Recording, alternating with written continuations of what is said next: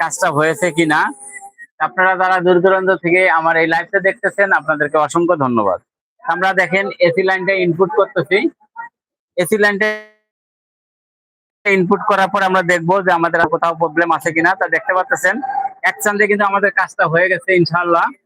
তবে যারা আহ, অনেক অনেক ব্যাপার হলো যে আমরা কিন্তু এই মসফেটটা খারাপ পেয়েছি। আর এদিকে বিষয় হলো যে আসলে আমরা একটা কাজ আসলে আসলে বিশ্লেষণ না করে আমরা অনেক জায়গায় অনেক পার্টস কিন্তু খুলে ফেলি, কিন্তু আসলে আপনারা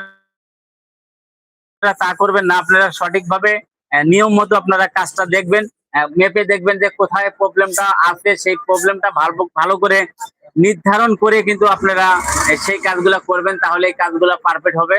তা না হলে কিন্তু আপনাদের এই কাজগুলো পারফেক্ট হবে না।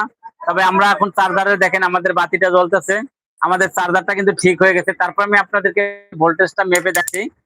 মিটারটা আমরা 50-এ দিয়ে নিলাম। 50-এ দেওয়ার পর আমরা